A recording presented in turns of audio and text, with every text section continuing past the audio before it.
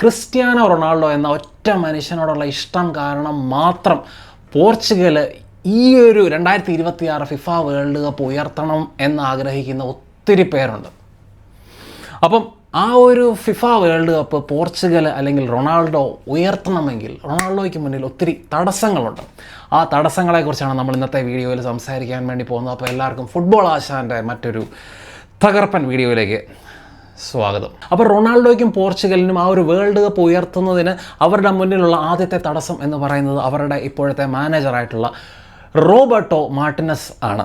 അപ്പം Roberto Martinez നമുക്കെല്ലാവർക്കും അറിയാം. റോബർട്ടോ മാർട്ടിനസിനെ സംബന്ധിച്ച് പുള്ളി ഒരു ഭാഗ്യം ചെയ്ത മനുഷ്യൻ എന്നേ ഞാൻ പറയത്തുള്ളൂ. കാരണം ബെൽജിയത്തിൻ്റെ ഗോൾഡൻ ജനറേഷനെ മാനേജ് ചെയ്യാനുള്ള ആ ഒരു ഭാഗ്യം പുള്ളിക്കുണ്ടായി. അതേപോലെ തന്നെ ഇപ്പം ഈ ഒരു പോർച്ചുഗലിൻ്റെ ഗോൾഡൻ ജനറേഷനെ, റൊണാൾഡോ ഉൾപ്പെടെയുള്ള ആ ഒരു ഗോൾഡൻ ജനറേഷനെ മാനേജ് ചെയ്യാനുള്ള ഭാഗ്യവും ആ ഒരു റോബർട്ടോ മാർട്ടിനസിന് ഉണ്ടായിട്ടുണ്ട്. പക്ഷേ ഈ ഒരു റോബർട്ടോ മാർട്ടിനസിനെ പറ്റി പുള്ളിയുടെ പഴയ കളിക്കാരൻ, അതായത് ബെൽജിയത്തിൻ്റെ ഗോൾഡൻ ജനറേഷനിൽ ഉൾപ്പെട്ട റഡ്ജ നൈങ്കോളൻ പുള്ളിയെക്കുറിച്ച് പറഞ്ഞ കുറച്ച് കാര്യങ്ങളുണ്ട്. എന്താണെന്ന് വെച്ച് കഴിഞ്ഞാൽ ഈ ഒരു മനുഷ്യൻ ഒരു ഫുട്ബോൾ എക്സ്പേർട്ട് അല്ല. പുള്ളിക്ക് വ്യക്തമായിട്ടുള്ളൊരു ടാക്ടിക്സ് ഇല്ല, സ്ട്രാറ്റജി ഇല്ല, സ്റ്റൈൽ ഓഫ് ഫുട്ബോൾ ഇല്ല. അതേപോലെ തന്നെ പല സമയത്തും പിച്ചിൽ പ്ലെയേഴ്സ് അല്ലെങ്കിൽ ടീം പെട്ട് നിൽക്കുന്ന സമയത്ത് പുള്ളിയെ സഹായത്തിന് വേണ്ടി പുള്ളിയിലേക്ക് അപ്രോച്ച് ചെയ്യുമ്പോഴത്തേനും പുള്ളിയുടെ ഒരേ ഒരു ഡയലോഗ് എന്ന് പറയുന്നത് എത്രയും പെട്ടെന്ന് പന്ത് ഡിബ്രൂയിനയിലേക്ക് എത്തിക്കുക, അല്ലെങ്കിൽ ഹസാർഡിലേക്ക് എത്തിക്കുക, അല്ലെങ്കിൽ ലുക്കാക്കുവിലേക്ക് എത്തിക്കുക. ഇതാണ് പുള്ളിയുടെ ഒരേ ഒരു സ്ട്രാറ്റജി അല്ലെങ്കിൽ പ്ലാൻ ബി എന്ന് പറയുന്നത്. അതുകൊണ്ട് തന്നെ പുള്ളിയുടെ ടീം എന്ന് പറയുന്നത് പ്രെഡിക്റ്റബിൾ ആണ്. ഇപ്പോൾ വലിയ മാനേജറിൻ്റെ മുന്നിൽ ചെല്ലുമ്പോഴത്തേനും അവരുടെ ടീം അല്ലെങ്കിൽ വലിയ ടീമുകളെ നേരിടുന്ന സമയത്ത് മുട്ടിടിക്കുന്നതിനുള്ള മെയിൻ കാരണം എന്ന് പറയുന്നത് ഇങ്ങനത്തെ അപ്രോച്ച് അല്ലെങ്കിൽ ഒരു വ്യക്തമായിട്ടുള്ളൊരു സ്റ്റൈൽ ഓഫ് ഫുട്ബോൾ ഇല്ലാത്തത് ആണെന്ന് റഡ്ജ നെയ്ങ്കോളം പറയുന്നുണ്ട്. അത് മാത്രമല്ല, ഈ ഒരു റോബർട്ടോ മാർട്ടിനസ് അല്ലാതെ വേറെ ഏതെങ്കിലും ഒരു നല്ല കോച്ചായിരുന്നെങ്കിൽ ബെൽജിയം നല്ല ഏതെങ്കിലും അറ്റ്ലീസ്റ്റ് ഒരു ട്രോഫിയെങ്കിലും ജയിക്കുമായിരുന്നു എന്നാണ് ആ ഒരു കളിക്കാരൻ്റെ അഭിപ്രായം. അപ്പോൾ റോബർട്ടോ മാർട്ടിനസിനെ പറ്റി ഫുട്ബോൾ ലോകത്തുള്ള ഒരു സംസാരം എന്താണെന്ന് വെച്ചാൽ പുള്ളി ഒരു വൈബ് മാനേജർ, അങ്ങനത്തെ ഒരു ടാഗാണ് പുള്ളിക്ക് കിട്ടിയിരിക്കുന്നത്. അപ്പോൾ വൈബ് മാനേജർ എന്ന് ഉദ്ദേശിക്കുന്നത് എന്താണെന്ന് വെച്ച് കഴിഞ്ഞാൽ ഈ ഒരു നല്ല പുള്ളി ആ ഒരു മാനേജ്മെൻറ്റ് സ്കില്ല് വെച്ചുകൊണ്ട് പുള്ളി നല്ല അറ്റ്മോസ്ഫിയർ അല്ലെങ്കിൽ നല്ല ബന്ധം പ്ലെയേഴ്സുമായിട്ട് ജനറേറ്റ് ചെയ്യാൻ പുള്ളിക്ക് കഴിയുന്നു.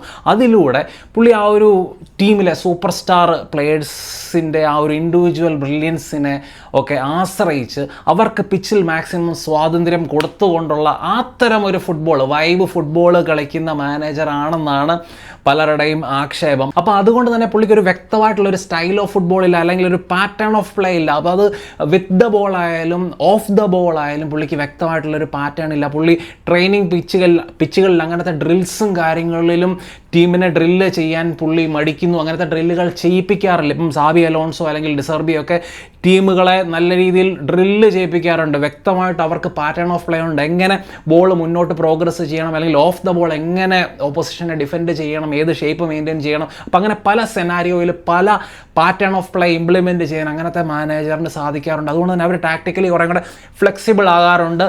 അപ്പം ഈ ഒരു മാർട്ടിനസിൻ്റെ ആ ഒരു കഴിവുകേട് കൊണ്ട് തന്നെ പുള്ളിയുടെ ടീം പലപ്പോഴും ടാക്ടിക്കലി പിടിക്കപ്പെടാറുണ്ട്. വലിയ ടീമുകൾ അല്ലെങ്കിൽ വലിയ മാനേജറിൻ്റെ മുന്നിൽ ടാക്ടിക്കലി അവർ പിടിക്കപ്പെടാറുണ്ട്.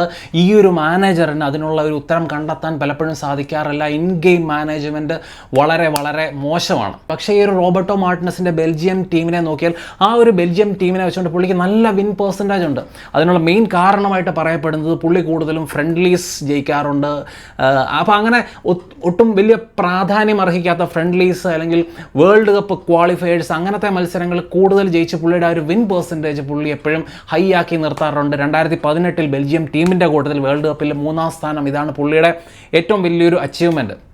പക്ഷേ ആ ഒരു ഗോൾഡൻ ജനറേഷൻ ഒരു ട്രോഫി അടിക്കാതെ പോയതിൻ്റെ മെയിൻ കാരണക്കാരൻ റോബർട്ടോ മാർട്ടിനസ് ആണെന്ന് പുള്ളിയെ പല സമയത്ത് പലരും കുറ്റപ്പെടുത്തുന്നത് ഞാൻ കണ്ടിട്ടുണ്ട്. ഇപ്പോൾ അതേപോലെ തന്നെ പോർച്ചുഗലിൻ്റെ കാര്യം നോക്കുകയാണെങ്കിൽ പോർച്ചുഗലിനെ വെച്ചുകൊണ്ട് പുള്ളിക്ക് ഇതേ പാറ്റേണിലുള്ള ഒരു ജയമാണ് പുള്ളി നടത്തിക്കൊണ്ടിരിക്കുന്നത്. ഇതുപോലെ ഫ്രണ്ട്ലി മത്സരങ്ങൾ അല്ലെങ്കിൽ വേൾഡ് കപ്പ് ക്വാളിഫയേഴ്സ് ഇങ്ങനത്തെ മത്സരങ്ങളൊക്കെ ജയിച്ച് പുള്ളിയുടെ വിൻ പെർസെൻറ്റേജ് പുള്ളിക്ക് ഇമ്പ്രൂവ് ചെയ്യാൻ ഇവിടെയും സാധിച്ചിട്ടുണ്ട്. പക്ഷേ ഇതുവരെ ഒരു വമ്പൻ ടൂർണമെൻറ്റ് പോർച്ചുഗലിൻ്റെ ഗോൾഡൻ ജനറേഷൻ ഈ ഒരു ടീമിനെ വെച്ചുകൊണ്ട് ജയിക്കാൻ റോബർട്ടോ മാർട്ടിനസ് മാർട്ടിനസിന് സാധിച്ചിട്ടില്ല. എനിക്കറിയാം നേഷൻസ് ലീഗിൻ്റെ കാര്യം എല്ലാവരുടെ മനസ്സിലൂടെ പോകുന്നുണ്ട്. പക്ഷേ നേഷൻസ് ലീഗ് എന്ന് പറയുന്നത് ഇപ്പം യൂറോസോ അല്ലെങ്കിൽ കോപ്പ അമേരിക്ക, വേൾഡ് കപ്പ് ഇതിൻ്റെ ഒരു സ്റ്റാച്ചറിലുള്ള ടൂർണമെൻ്റ് അല്ല.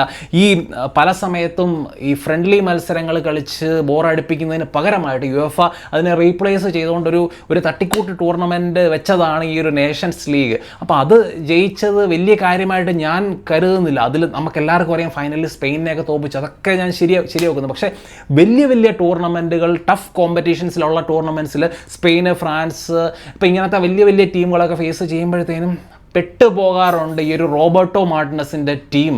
അത് പുള്ളിക്ക് ഈ ഒരു ടാക്റ്റിക്കലി ഉള്ള പുള്ളിക്ക് ആ ഒരു ഫ്ലെക്സിബിലിറ്റി ഇല്ലാത്തതുകൊണ്ട് തന്നെയാണെന്നാണ് പല ഫുട്ബോൾ എക്സ്പേർട്സും പറയുന്നത്. അതുകൊണ്ട് തന്നെ ഈ ഒരു റോബർട്ടോ മാർട്ടിനസ് എന്ന് പറയുന്ന ഈ ഒരു മനുഷ്യൻ്റെ അപ്പോയിൻമെൻറ്റ് എന്നെ സംബന്ധിച്ചൊരു മോശം അപ്പോയിൻമെൻ്റ് ആയിട്ട് തോന്നുന്നുണ്ട്. ഇത്രയും ഫാക്ടേഴ്സ് ഉള്ളതുകൊണ്ടാണ് പോർച്ചുഗൽ ടീമിനെ സംബന്ധിച്ച് വലിയൊരു നെഗറ്റീവ് ഫാക്ടറാണെന്ന് ഞാൻ പറയാനുള്ള മെയിൻ കാരണം. അപ്പോൾ അതിനൊക്കെ മറികടക്കാൻ പോർച്ചുഗൽ ടീമിന് ആകട്ടെ എന്ന പ്രാർത്ഥനയാണ് എനിക്കുള്ളത്. ഇനി നമ്മൾ അടുത്ത കാര്യം നോക്കുകയാണെങ്കിൽ അവരുടെ ആ ഒരു ഫ്രണ്ട് ത്രീയെ നോക്കിക്കഴിഞ്ഞാൽ ഫ്രണ്ട് ത്രീയിൽ ഇപ്പോഴും ഈ ഒരു Portugal team maximum goals score ചെയ്യാൻ ഡിപ്പെൻഡ് ചെയ്യുന്നത് 41 വയസ്സുള്ള ക്രിസ്ത്യാനോ റൊണാൾഡോയാണ്.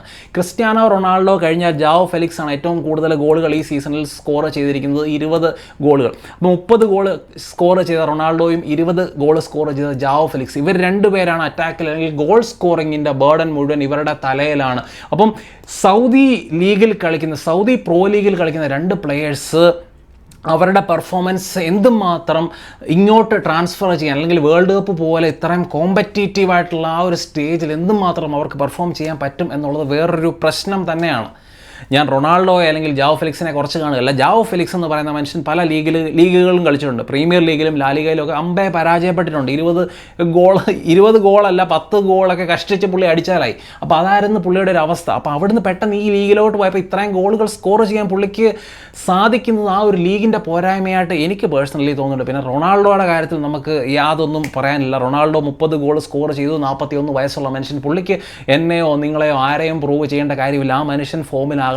എന്താണേലും 41ാമത്തെ വയസ്സിലും ആ മനുഷ്യനാണ് ആ ഒരു ടീമിൻ്റെ ഏറ്റവും വലിയൊരു ഗോൾ ത്രെട്ട്. പിന്നെ റാഫേൽ ലിയാവോയെ നോക്കിയാലും അതേപോലെ തന്നെ പെഡ്രോ നെറ്റോ അങ്ങനത്തെ പ്ലേയേഴ്സ് ഇവരാരും ഒരു ഡബിൾ ഡിജിറ്റ്, ഇവരുടെ വിങ്ങേഴ്സ് ബാക്കിയുള്ള ആ ഒരു ഫോർവേഡ് പ്ലേയേഴ്സ് ആരും ഡബിൾ ഡിജിറ്റ് ഈ ഒരു സീസണിൽ സ്കോർ ചെയ്യാൻ പറ്റിയിട്ടില്ല. പക്ഷേ റാഫേൽ ലിയാവോ എപ്പോഴും പോർച്ചുഗലിൻ്റെ കൂടെ പുള്ളിയുടെ പെർഫോമൻസ് കുറേ കൂടി ഇമ്പ്രൂവ് ആകാറുണ്ട്. അപ്പം ഈ പ്ലേയേഴ്സൊക്കെ അങ്ങനെ ഇമ്പ്രൂവ് ആകണം, വേൾഡ് കപ്പിൽ അവരുടെ ഫോം കണ്ടെത്താൻ സാധിക്കണം. അത് മാത്രമല്ല ബാക്കപ്പ് സ്ട്രൈക്കറായിട്ടുള്ള ഗോൺചാലോ റാമോസ് എന്ന് പറയുന്ന മനുഷ്യൻ 5 ഗോളാണ് ഈ ഒരു സീസണിൽ സ്കോർ ചെയ്തത്. വളരെ മോശം ഫോമാണ്.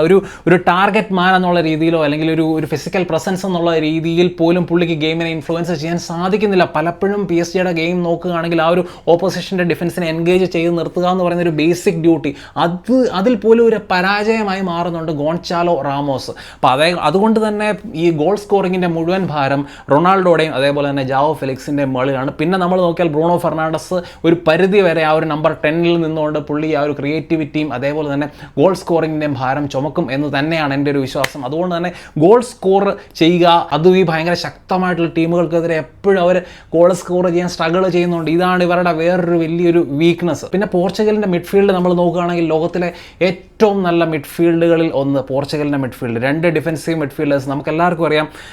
വിറ്റീഞ്ഞ അതേപോലെ തന്നെ ജാവോ നെവസിൻ്റെ ആ ഒരു ഡബിൾ പിവറ്റ്, അത് ശരിക്കും പറഞ്ഞാൽ ലോകത്തിലെ ഏറ്റവും നല്ല ഡബിൾ പിവറ്റ് എന്ന് പറയാവുന്ന 2 പ്ലെയേഴ്സ് ജാവോ നെവസും അതേപോലെ തന്നെ വിറ്റീഞ്ഞയും. നമുക്കറിയാം ചാമ്പ്യൻസ് ലീഗിൽ കണ്ടിന്യൂസ് ആയിട്ട് ഒരുമിച്ച് കളിക്കുന്ന 2 പ്ലെയേഴ്സ്, PSG വേണ്ടി ആ ഒരു ചാമ്പ്യൻസ് ലീഗിൽ കണ്ടിന്യൂസ് ആയിട്ട് ഒരുമിച്ച് കളിക്കുന്ന ആ ഒരു പ്ലെയേഴ്സ്.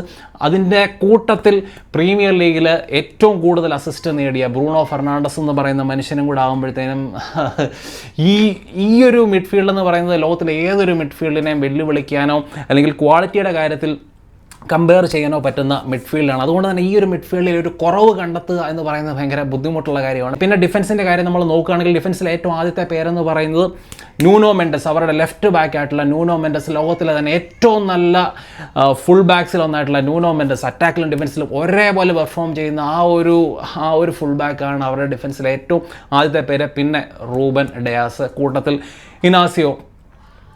ഗോൺചാലോ ഇനാസിയോ ആയിരിക്കും മിക്കവാറും സ്റ്റാർട്ട് ചെയ്യാൻ വേണ്ടി പോകുന്നത്. റൈറ്റ് ബാക്കായിട്ട് ആര് സ്റ്റാർട്ട് ചെയ്യും എന്നുള്ളത് വലിയൊരു ഡിബേറ്റാണ്. ശരിക്കും പറഞ്ഞു കഴിഞ്ഞാൽ ജാവോ ക്യാൻസലോ ഉണ്ട്, അതേപോലെ തന്നെ ഡിയേഗോ ഡലോ ഉണ്ട്, അപ്പം നെൽസൺ സെമേഡോ ഉണ്ട്, അതേപോലെ തന്നെ മത്തേസ് ന്യൂനസും ഉണ്ട്. അപ്പോൾ ഇത്രയും ഫുൾ ബാക്സിൽ എന്നെ സംബന്ധിച്ച് അറ്റാക്കിലും ഡിഫൻസിലും ഒരേപോലെ കോൺട്രിബ്യൂട്ട് ചെയ്യാൻ പറ്റുന്ന അല്ലെങ്കിൽ ഒരു ബാലൻസ് ഉള്ള ഒരു ഫുൾ ബാക്ക് എന്ന് പറയുന്നത് മത്തേസ് ന്യൂനസ് ആണ്. ജാവോ ക്യാൻസലോ എന്ന് പറയുന്ന മനുഷ്യൻ അറ്റാക്കിൽ നല്ലതാണ്, പക്ഷേ ഡിഫൻസീവ്ലി ഭയങ്കര മോശമാണ്. അപ്പം ഡിയേഗോ ഡലോയുടെ കാര്യം യുണൈറ്റഡ് ആരാധകർക്കൊക്കെ അറിയാം, അല്ലെങ്കിൽ ഡിയേഗോ ഡലോയുടെ ഗെയിം കണ്ടിട്ടുള്ളവർക്കൊക്കെ അറിയാം. ഡലോ എന്ന് പറയുന്ന മനുഷ്യനെ നമുക്ക് ഒരിക്കലും വിശ്വസിക്കാൻ പറ്റുന്ന തരം ഫുൾ ബാക്സ് അല്ല. ചില പുള്ളിയുടെ ദിവസങ്ങളിൽ പുള്ളി മാരക പെർഫോമൻസ് നടത്തും. അതുകൊണ്ട് തന്നെ പുള്ളിയെ ഞാൻ ഒരിക്കലും സ്റ്റാർട്ട് ചെയ്യത്തില്ല. ഇപ്പം ഇത്രയും ഫുൾ ബാക്സിൽ എന്നെ സംബന്ധിച്ചൊരു ബാലൻസ് ഡിഫൻസിലും അറ്റാക്കിലും ആ ഒരു ബാലൻസ് വരുന്ന ആ ഒരു ഫുൾ ബാക്സ് എന്ന് പറയുന്നത് മത്തേസ് ന്യൂനസ് ആണ്. അതുകൊണ്ട് തന്നെ മത്തേസ് ന്യൂനസ് സ്റ്റാർട്ട് ചെയ്യണം. ഇതായിരിക്കും അവരുടെ ഒരു ഫുൾ അല്ലെങ്കിൽ ഫസ്റ്റ് ടീം എന്നാണ് എൻ്റെ ഒരു വിശ്വാസം. അപ്പം ഇത്രയും ഇവർക്കുള്ള ഈ ഒരു നെഗറ്റിവിറ്റി, റോബർട്ടോ മാർട്ടിനസ് അവരുടെ ഗോൾ സ്കോറിങ് അങ്ങനത്തെ കുറച്ച് ഫാക്ടേഴ്സിനെ എങ്ങനെ കറക്റ്റായിട്ട് ടാക്കിൾ ചെയ്യുന്നു, അതേപോലെ തന്നെ വിങ്ങിൽ ആ ഒരു അറ്റാക്ക് ഡിഫൻസ് എങ്ങനെ കറക്റ്റായിട്ട് ബാലൻസ് ചെയ്യാൻ റോബർട്ടോ മാർട്ടിനസിന് സാധിക്കുന്നു, ഇങ്ങനത്തെ ഫാക്ടേഴ്സ്. പിന്നെ റോബർട്ടോ മാർട്ടിനസ് എന്ന് പറയുന്ന മനുഷ്യൻ ടാക്ടിക്കലി എങ്ങനെ ഈ ടീമിനെ ഈ ഒരു ടൂർണമെൻറ്റിൽ മുന്നോട്ട് നയിക്കുന്നു, ഇങ്ങനത്തെ ഘടകങ്ങളൊക്കെ ആയിരിക്കും ഈ ഒരു ടീം കപ്പ് പൊക്കുമോ ഇല്ലയോ എന്നുള്ള ആ ഒരു വിധി എഴുതാൻ വേണ്ടി പോകുന്നത്. അപ്പം പലരും എന്നോട് വേൾഡ് കപ്പിൻ്റെ വീഡിയോ ചെയ്യുന്നില്ല എന്ന് പറയുന്നുണ്ടായിരുന്നു. അപ്പം നിങ്ങൾക്ക് വേണ്ടി വീഡിയോ ഇത് കിടക്കുന്നു. അപ്പം നിങ്ങളുടെ അഭിപ്രായങ്ങൾ തീർച്ചയായിട്ടും ചന്നം കമൻസ് ആയിട്ട് ഇടാൻ പറ്റുന്ന നല്ല വീഡിയോ ഇടണം.